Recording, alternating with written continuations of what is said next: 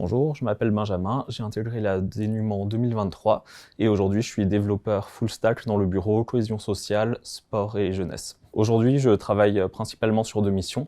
La première c'est un site qui s'appelle Accolade et qui permet aux établissements sociaux et médico-sociaux de faire leur demande d'agrément à l'État et plus précisément je travaille sur un module de questionnaire qui permet de créer des questionnaires et de faire les réponses aux questionnaires avec un focus spécifique sur un questionnaire de qualité de vie pour les employés des EHPAD. Et la deuxième mission, ça va être de faire un outil de récolte d'indicateurs pour tous les établissements liés à l'aide alimentaire. À la DNUM, en tant que développeur, je pense qu'il y a trois gros challenges. Le premier, c'est rendre tous nos sites accessibles. Il faut qu'on puisse parler à tous les citoyens, quel que soit leur handicap, leur âge, etc.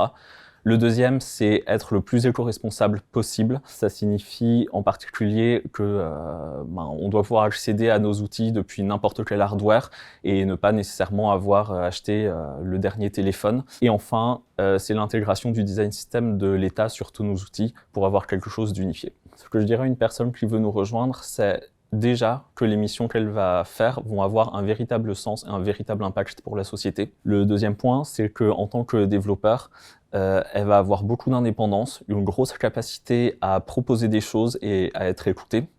Le troisième point, c'est qu'à la DNUM, la formation, c'est un mot qui a un véritable sens. Elle est véritablement encouragée. On va vous proposer beaucoup de formations, aussi bien sur des technos très précises que sur des choses plus générales. Et enfin, dernier point, la DNUM met vraiment un point d'honneur à utiliser les dernières stacks disponibles. La plupart des projets que vous allez faire vont être en Node, React, Vue et plein d'autres technologies récentes.